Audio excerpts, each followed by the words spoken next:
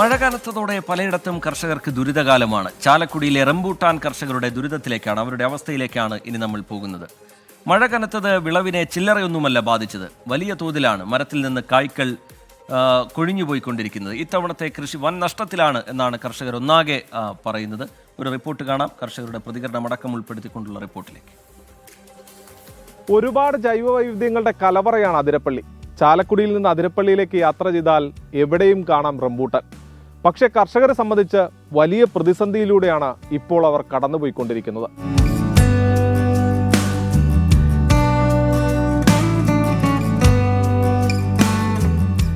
കനത്ത മഴ ചെറുതായൊന്നുമല്ല റംബൂട്ടാൻ കർഷകരെ ദുരിതത്തിലാക്കിയിരിക്കുന്നത്. ആകെയുള്ള വിളവിന്റെ 60% വരെ കൊഴിഞ്ഞു പോകുന്നുവെന്നാണ് കർഷകർ പറയുന്നത്. വളരെ ചുരുങ്ങിയ സമയത്തിൽ ശക്തമായി മഴ പെയ്യുന്നതാണ് ഏറ്റവും വലിയ പ്രതിസന്ധി. പലരും മറ്റു വിളകൾ ഉപേക്ഷിച്ചാണ് റംബൂട്ടാൻ കൃഷിയിലേക്ക് ഇറങ്ങിയത്. 2 വർഷമായി പക്ഷേ കാലാവസ്ഥ കർഷകർക്ക് ഇരുട്ടടിയായി. വ്യാവസായിക അടിസ്ഥാനത്തിൽ മാംഗോസ്റ്റിനും റംബൂട്ടാനും വളരെ ആദായകരമായ കൃഷിയാണ്.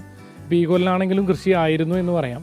ഇപ്പോൾ കൂടുതൽ മഴ വന്നിൽ പിന്നിലാണ് നമുക്ക് കുറച്ച് ബുദ്ധിമുട്ട് ഉള്ളത്. കാരണം മഴ അടുപ്പിച്ച് വീണ സമയത്ത് നമുക്ക് മാംഗോസ്റ്റിൻ മാർക്കറ്റിലേക്ക് മൂവ് ചെയ്യാൻ, റംബൂട്ടാനാണെങ്കിലും മാർക്കറ്റിലേക്ക് മൂവ് ചെയ്യാൻ ബുദ്ധിമുട്ടുണ്ട്. ആൾക്കാരുടെ കൺസെപ്ഷൻ കുറവുണ്ട് നോർമൽ ഇന്ത്യൻ മാർക്കറ്റിൽ. അപ്പോൾ അങ്ങനെ വരുമ്പോൾ ഞങ്ങൾക്കിത് വിൽക്കാൻ വളരെ ബുദ്ധിമുട്ടാണ്. കർഷകർക്ക് ലഭിക്കുന്ന വിലയും കുറഞ്ഞു. ഒരാഴ്ച കൊണ്ടാണ് ഇത്രത്തോളം വലിയ മാറ്റമുണ്ടായത്. ഇത് കൊല്ലം നഷ്ടത്തിലേക്ക് പോയോ ഇല്ലേ നമുക്കിപ്പോഴും പറയാറായിട്ടില്ല. കാരണം ഏറ്റവും അവസാന ഘട്ടത്തിൽ 2 ആഴ്ച അല്ലെങ്കിൽ 3 ആഴ്ചയും കൂടി ആ മാംഗോസ്റ്റിനുള്ളൂ. ആ ഘട്ടത്തിലാണ് ഇപ്പോൾ മാംഗോസ്റ്റിൻ്റെ വില കുറഞ്ഞിരിക്കുന്നത്. പക്ഷെ റംബൂട്ടാൻ ഇപ്പോൾ തുടങ്ങിയിട്ടേ ഉള്ളൂ. അപ്പോൾ റംബൂട്ടാൻ തുടങ്ങിയതുകൊണ്ട് ആ സമയത്ത് തന്നെ വില കുറഞ്ഞിരിക്കുന്നത് ഒരു പ്രശ്നമാണ്. കേരളത്തിലെ റംബൂട്ടാൻ കൃഷിയുടെ തുടക്കം ചാലക്കുടിയിൽ നിന്നാണ്. ഓരോ വർഷവും ഈ കൃഷിയിലേക്ക് കടന്നു വരുന്നവരുടെ എണ്ണം വർദ്ധിക്കുന്നു.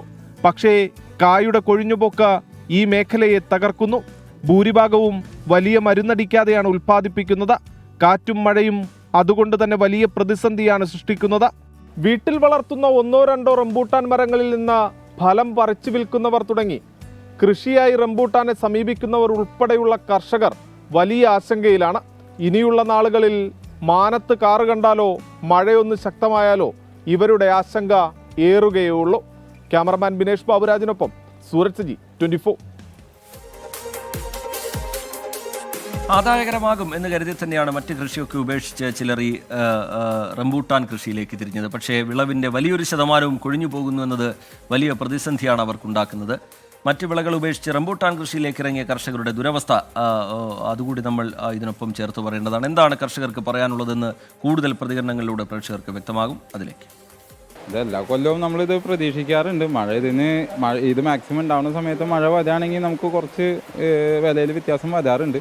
ഈ കൊല്ലം നമ്മൾ വിചാരിച്ചാലും നേരത്തെ മഴയായി. അതിൻ്റെ ഒരു ചെറിയ പ്രശ്നമുണ്ട്. റേറ്റിൽ ചെറിയ വേരിയേഷൻ വന്നു, താഴേക്ക് പോയി. ക്വാണ്ടിറ്റി കുറയുന്നത് കൊണ്ട് സ്വല്പം റേറ്റ് മുകളിലേക്ക് കയറി വന്നിട്ടുണ്ട്. ഇപ്പോൾ സെയിലുണ്ട് നമുക്ക്, പക്ഷേ ക്രോപ്പ് പൊട്ടിച്ചിറങ്ങാൻ കുറച്ച് പാടാണ്.